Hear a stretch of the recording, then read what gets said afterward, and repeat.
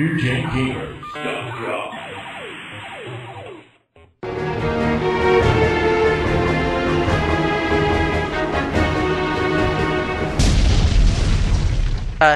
This is around the time that Pong became very, Pong became what Pong became, which is the first really home video game system console idea.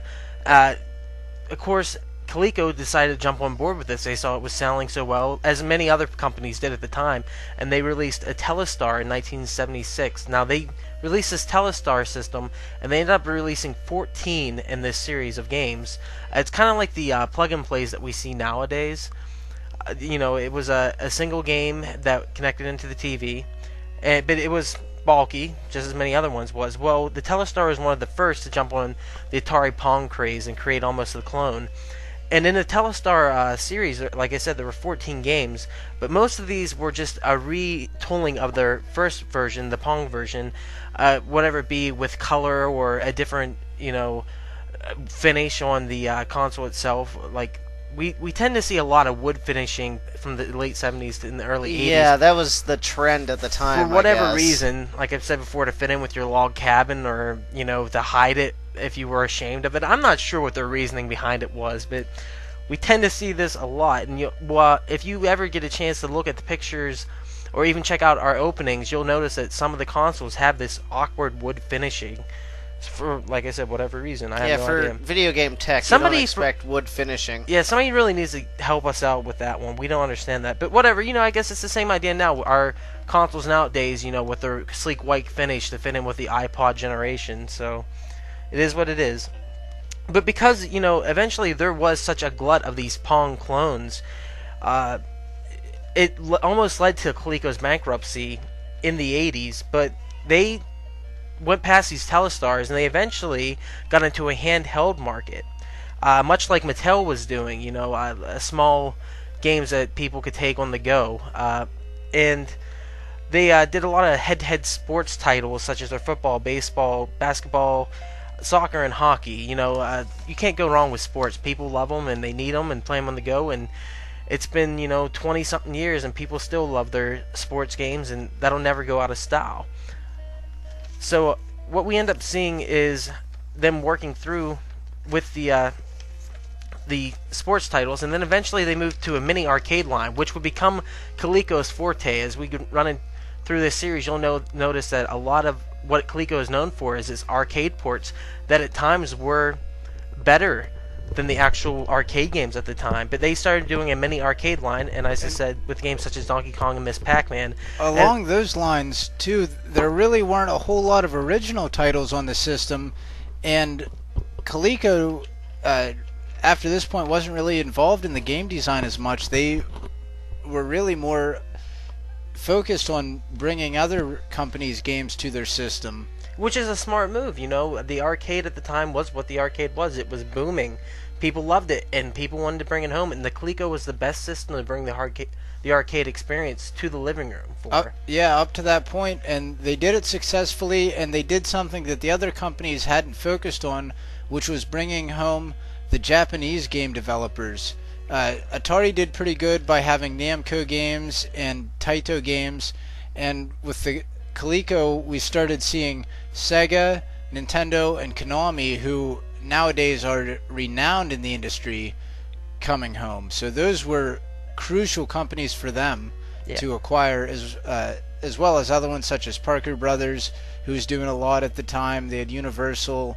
Here you see an Activision game. So they did a really good job of pulling in third parties to make up for a lack of first-party support after some of their earlier ventures. And like you said, the only disadvantage to this is there are not a lot of original titles. This is a lot of what they started out doing, porting home or cloning things in a sense. So it's kind of a shame, but at the same time, we get what people at the time wanted. They wanted to bring the arcade home in the best possible way, and as I said, with ports that are sometimes better than the actual arcade games. And I also want to mention, when they're doing when I was talking about they did the handheld line, they also eventually started doing educational handhelds before they came to doing the full-fledged ColecoVision, which was the last of the big three of the first console war.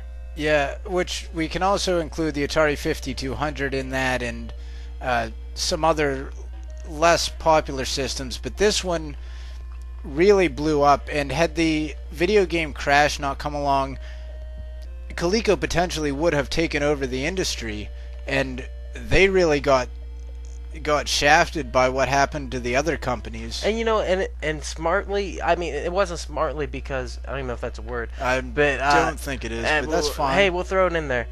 They were really the first to get out of it too. Of course, they became bankrupt, and we'll get into that because of the Atom home computer system, or it's called something along those lines. I'll get the exact. Yeah, it's the Atom. Yeah, the Atom. But they got out almost as quickly as they got in. It was about a 4-year period that they were there, maybe even less.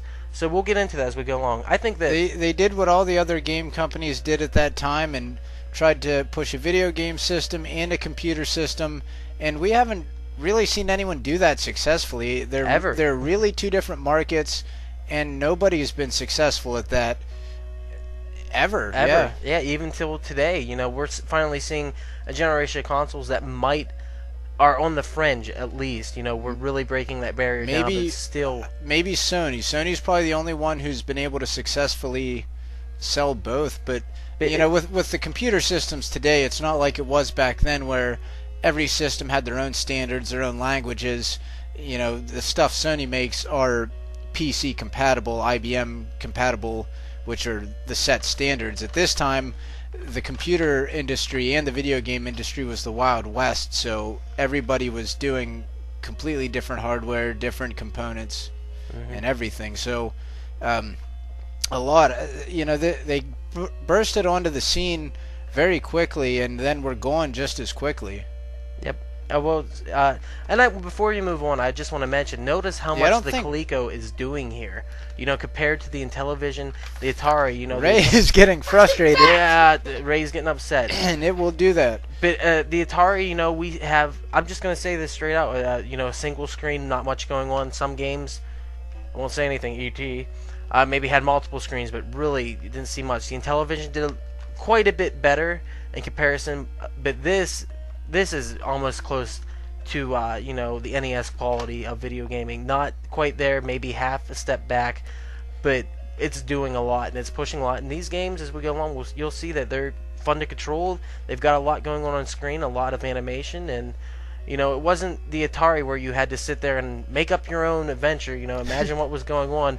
This is pretty cut and dry. We can tell where we are. We can tell where we are. We can tell what things are, and we get small bits of storyline. We get some nice music, which I don't know if this one's picking up very well, but we get nice tunes with all the games. So really brought a lot to the table as far as the power, and really, as we said, the pinnacle of the first generation of video game systems to come along. Absolutely. So let's move on to our next game. Move on. Grab that block of glowing cheese. White chocolate.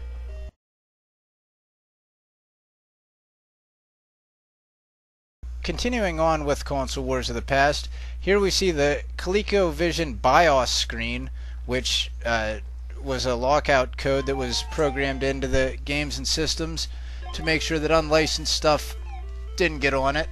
And it would last for 12 seconds, so we're going to cut most of that out of these videos. But each game, much like the Intellivision, would give you a little intro, what year the game was made, the title of it, who made it, etc.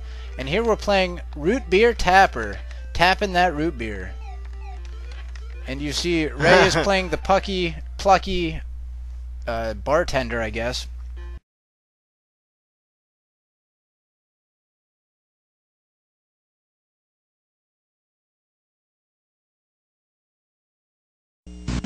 Now you can bring the arcade experience home. Introducing ColecoVision, the most advanced video game system you can buy. It plays more games than any other system. Arcade games with multiple screens like Donkey Kong. Arcade games like Zaxxon with its three-dimensional look. Adventure with 15 different screens. Cosmic Avenger. And ColecoVision's new Smurf game. Coming soon. ColecoVision's first expansion module that lets you play all the Atari VCS compatible cartridges. Now you can bring the arcade experience home because your vision is our vision. ColecoVision.